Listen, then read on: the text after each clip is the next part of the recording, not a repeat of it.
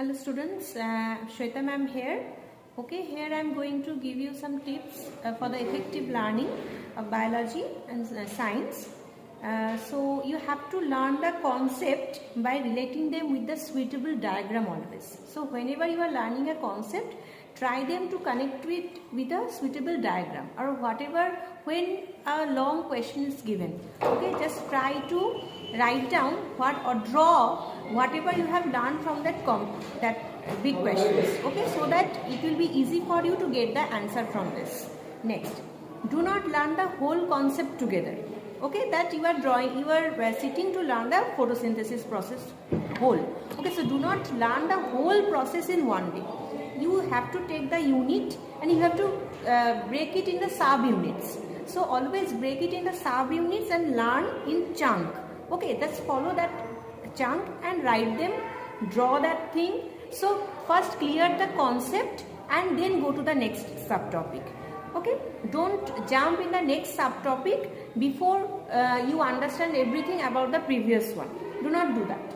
Okay, learn a topic by breaking down a subtopic and write them in a rough copy, or just maintain a copy of your own where you will write whatever you have understand and whatever you know, what you have learned, and make your own note. Okay, the school will always provide you the notes, you will get the modules, you have textbook, everything you have in your hand, but you have to learn by your own. So whatever you understand, you just learn, you just write down somewhere, make a flow chart or make the bullet points like this, so that when you will relearn that concept next time, this your own copy will help you to remind this all.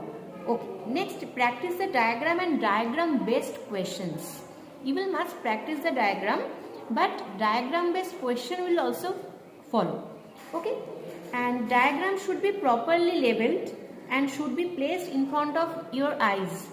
Okay, maybe you have a proper area of study or anything, so you will keep that diagram in front of your eyes, so that whenever you are going to learn something new or going to learn that particular topic, the diagram is always there with you.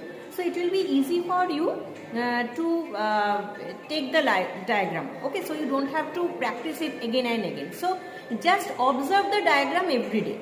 Okay, just give a look to the diagram every day. Okay, try to observe your surrounding. Okay, what is going on, what is happening in your surrounding, and relate your learning with the nature. Science is in the nature. Okay, everything in the nature is related with the science. Everywhere is the science. So relate it with your learning. So whatever concept is there in the book, whatever concept in the module, you always go through the textbook. Okay, textbook is very much important. You are getting the module, we teachers are here, your parents are there, but go through the textbook and try to connect all the concepts with the nature. Okay, just observe the thing, observe the shape of the vegetables, observe the color of the vegetables, and think that it is made up of what is present here. Question yourself that what is present here. That's why the carrot is this orange color, brinjal is this purple color, and the leaf, some leaves are green color, some are red color. Why? Question yourself and find to give the answer to yourself. Do not Google every time. Okay, go through the books are there. Okay, many books are there. Explore the library of the school, online libraries are available, so go through the PDF of the book. Do not Google all the time, because it is not always right. Okay, thank you. Now Shilpa ma'am will say about the physics. Okay, hello everybody. So I want to talk about how to effectively solve the numerical problems of physics. First, whenever you will read any numerical problem, so first is your target, you will just give some underlines that which are the data.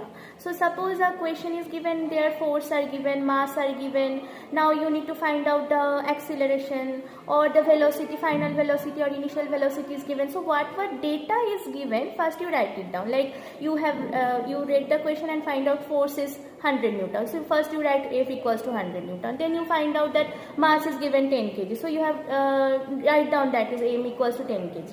or if you see that the mass is given in the gram, so you have to understand that it is in the other system, it is not in the SI system, so we have to convert it in the SI system. So all the units should be properly written, and all the same system, the unit should be in the same system. Okay, so first I have written all the data, then you will start solving the numerical problem. So how to solve it? So first you think that what data are provided and what are the equations present related to the data. Then you think that okay, so this question is the first equation of motion we can use. So just for that you write according to the first equation of motion, then you start solving it. And one more thing I will tell that while checking your copies, I found that many times you have not written the statements. You only have written the formula, data, and you have done the answer.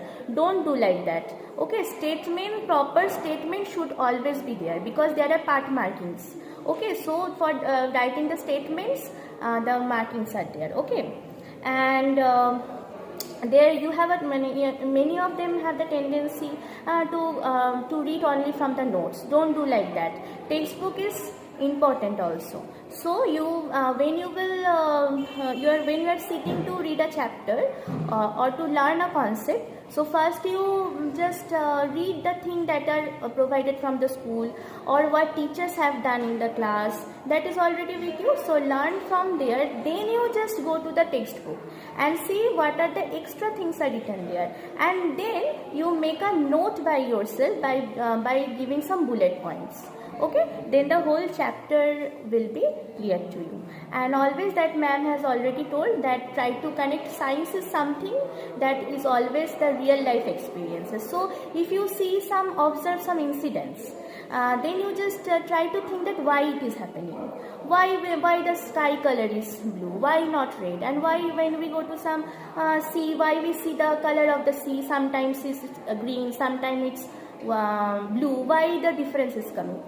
So question yourself, try to relate, and obviously take the help from the Google, but don't use it every time. Okay, that you can use, and also the teachers are also there. Teachers are also resources. So whenever some questions are coming, go to your teachers and ask them. Okay, so that's all. Bye everybody. Bye.